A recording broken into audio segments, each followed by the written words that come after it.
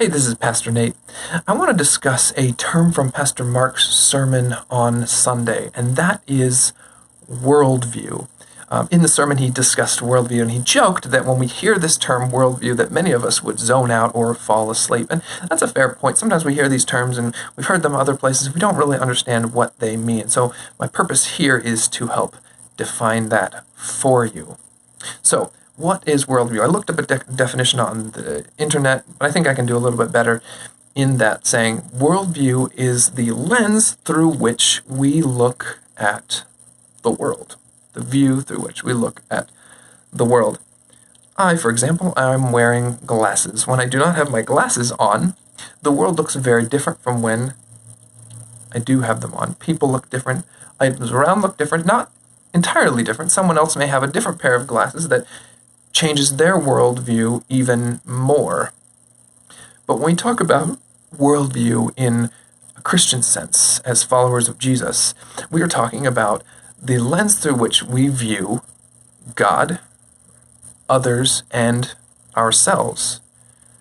How we view those things will impact how we live out our daily lives. So that's what we're going to talk about right now. First, what is the most important? Your view of God. How we view God impacts those other two, others and ourselves, and thus everything we do.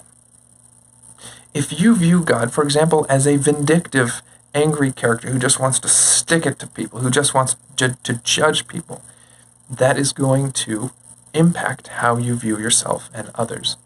Back when I worked at McDonald's in high school, I worked in the grill, which is where you're paid to minimum wage, and you just kind of sweat and make unending cheeseburgers. But some days we'd have days that were relatively pleasant. Customers were reasonable, and we weren't exceptionally busy. But everybody knew that if you were to say something along the lines of, wow, this is a nice day today, God would hear that and would send mean customers and would wrap the store around with cars, and that the rest of your day would be ruined.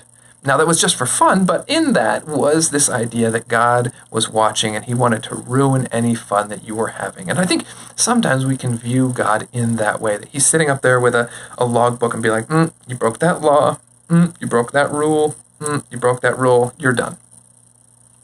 We do.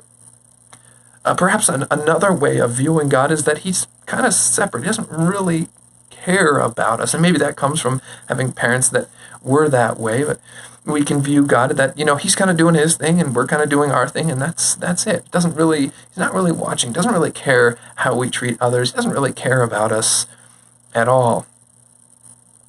Either of those views will have incredible ramifications for how we view ourselves, how we view others, and therefore how we live out our lives.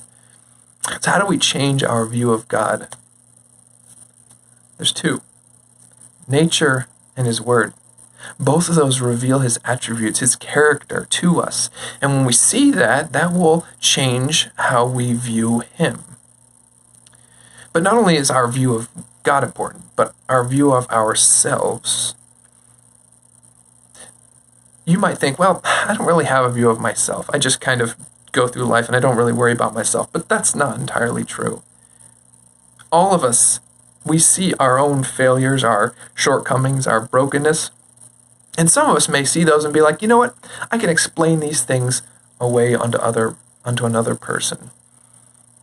I acted this way, but it's their fault. They're the one that's the idiot. They're the one that's the bad person that caused me to respond this way. Adam and Eve did this in the garden. They sin against God, and then they immediately blame it on somebody else to scapegoat and to think, man, I'm actually a pretty good person. We see that a lot in society, where if someone is caught out in a crime or in a sin, they are quick to blame others. But an alternative to that is to look at our sinfulness and our brokenness and be like, wow, no one could love me.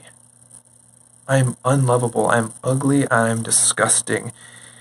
I might as well just stay here in this brokenness and in this sinfulness that I am.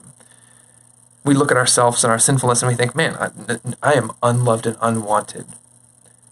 And God couldn't possibly want me because he's up there kind of doing his thing, or else he's waiting to just beat the tar out of me. So I might as well just enjoy this sin while I am here. See, our view of God impacted our view of ourselves, and our view of ourselves is impacting how we live out. But what about this? What an alternative? What about an alternative that says, man, I am broken. I have sinned grievously against those that I love, against a holy God, against random people. I have sinned over and over, and I sin every day. But you know what? God isn't up there separated from me. He is holy and apart, but he also wants a part of my life. Jesus, in the Gospels, there are many stories. This morning I was reading a story where Jesus came to a blind man, and his disciples asked, who sinned, this man or his parents, that he was born blind?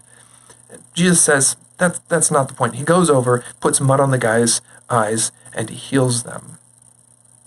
Jesus did this over and over, where he came to people who were broken, either physically or spiritually. He came to lepers who were outcasts in society, and instead of keeping himself away, which we might imagine that a holy, healthy God would do, he went right to these people whose hearts were sick with sin and whose bodies were sick with various diseases, and he touched them. And he said, you are mine, I want you, come to me. What if our view of God was someone that is holy, yes, but that is also pursuing us, that wants us to come to him, that loves us, and that, yes, we are sinful and broken, and we do so many evil things, but that Jesus wants us to come to him and wants to make us new and whole? What if that was the lens that we viewed him and ourselves through? That would impact how we view others. No longer would we view others as people that are kind of in the way of me getting the joyful life that I want. No longer would people be the cause of our sin in our view. Now, people can be ones that can also receive Christ's love. If I have received grace and mercy from Jesus, then I should be excited to share that and give that to others. If I realize that I have wronged a holy God and that he still wants me to be in his life, that he still wants me to come to him, and that he has offered mercy and forgiveness to me, then that should cause me to be willing to offer mercy and forgiveness to others. See, the lenses which we view God and others and ourselves through is maybe the most important thing about us. How you view God being at the top of that list, because that impacts everything below, and then how you view yourself in relation to God. This changes how we live out our lives day to day. So, when we talk about worldview, let us remember that this is incredibly important, and we need to have a correct worldview. The more we look in God's Word, the more we talk to him, the more we talk to others about these things, the more that the lenses we look through will be more like Jesus' eyes. And someday, maybe not on this earth, but someday the eyes that we look out of will be Jesus' eyes, and we will see the Father the way that he sees him, we will see ourselves the way that he sees us, and we will see the people around us the way that he sees them. And that right there, that is what I want, because that is a beautiful thing. There's nothing more amazing for our lives than that.